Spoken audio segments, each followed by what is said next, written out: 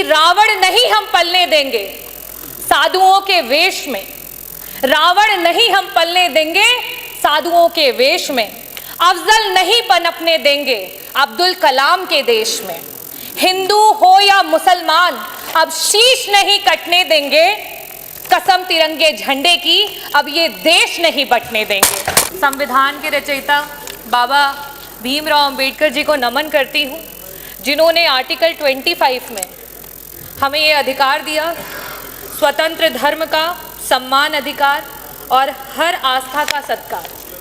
और इसी के नाते आज पूरे देश में और प्रदेश में हमारे बीच में कुंभ का महापर्व जो रहा, उसमें पूरे देश से लोग आए।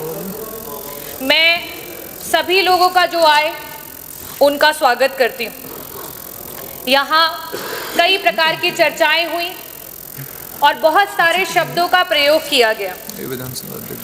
ये जो लोग विभिन्न प्रदेशों से और यहाँ तक कि विश्व के कोने कोने से आए, वो किसी राजनीति से प्रेरित होकर के नहीं आए, वो आस्था से, धर्म से और अपने देश, अपनी मातृभूमि से जुड़े हुए हैं, इसलिए वो यहाँ पर आए।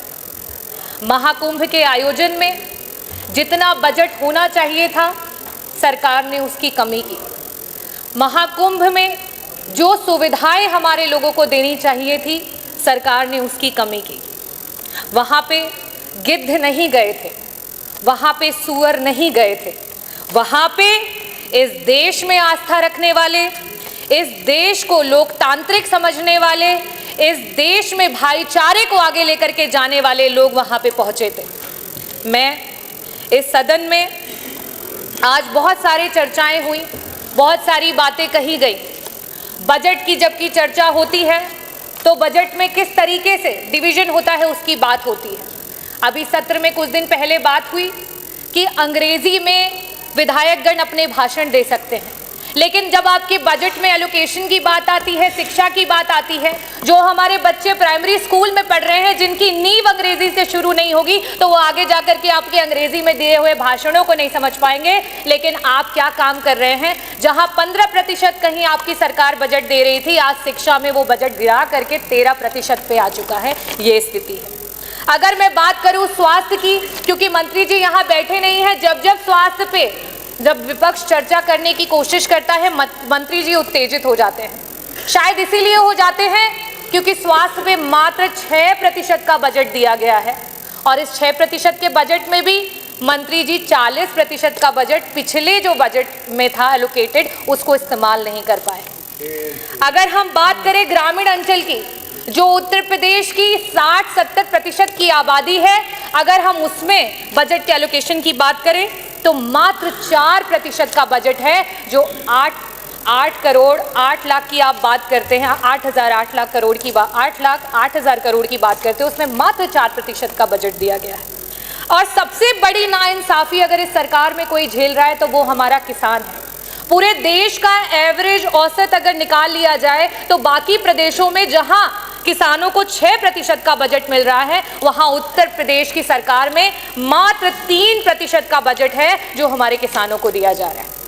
और सबसे आखिरी में और सबसे ज़रूरी बात, अभी हमारी माननीय सदस्य बार बार पीडीए की बात कर रही थी, तो सदस्य आप भी और यहाँ सम्मानित सदस्यगण, मैं आपको सभी को बताना चाहूँगी कि जहाँ पूरे देश में 3% का बजट विभिन्न प्रदेशों में, चाहे वो आपका दलित समाज हो, वनवासी समाज हो और अल्पसंख्यक समाज हो, उसको दिया जाता है, वहीं उत्तर प्रदेश में मात्र 1% का बजट दिया जाता है। और उस 1% के बजट में भी आपका 30% का बजट ऐसा धरा का धरा ही रह जाता है, विभाग उसको इस्तेमाल ही नहीं कर पाता है। हम इतने बड़े बड़े बजट की बात कर रहे हैं, मैं आंकड़े रखना चाहूंगी। शिक्षा विभाग में वर्तमान में 14% का बजट जो है वो शेष रह गया, इस्तेमाल नहीं कर पाए।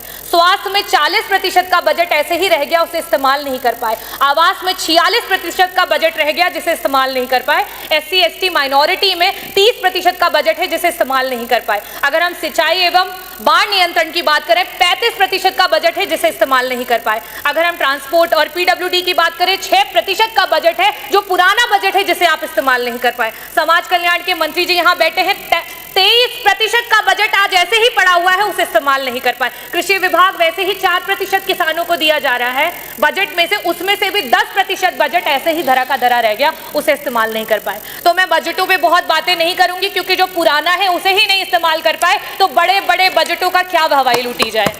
मैं बात करना चाहूंगी अपने देश की एकता की, क्योंकि जिस समय यहाँ अंग्रेजी की बात हुई उस समय उर्दू के बारे में बहुत बड़ी बड़ी बातें की गई। उर्दू में जो लोग बोलते हैं उनको कुछ शब्दों से नवाजा गया। हमारे देश में उर्दू को बड़े ही लगाव से देखा जाता है। हिंदी अगर हमारी मातृभाषा है तो आज का ये जो देश है वो अंग्रेजी से भी नहीं घबराता है, अंग्रेजी को सीखने की पूरी इच्छा रखता है। पंडित ब्रिज नारायण जी, पंडित रतननाथ सरहार जी, मुंशी प्रेमचंद जी, पंडित आनंद मोहन जी, यहाँ तक कि उपराष्ट्रपति रहे हुए कृष्णकांत जी, इन सभी लोगों का उर्दू से बहुत लगाव था। तो क्या इनके लिए भी उन्हीं शब्दों से नवाजा जाएगा? मैं आखिरी में सिर्फ यही कहना चाहती हूँ, ये विकसित देश है, ये प्रगतिशील देश है और ये युवाओं का देश है और युवाओं की यही आवाज़ है कि रावण नहीं हम पलने देंगे साधुओं के वेश में, रावण नहीं हम पलने देंगे साधुओं के वेश में, अफजल नहीं पनपने देंगे अब्दुल कलाम के देश में। हिंदू हो या मुसलमान अब शीश नहीं कटने देंगे, कसम तिरंगे झंडे की अब ये देश नहीं बटने देंगे। जय भीम, जय भारत, बहुत बहुत धन्यवाद।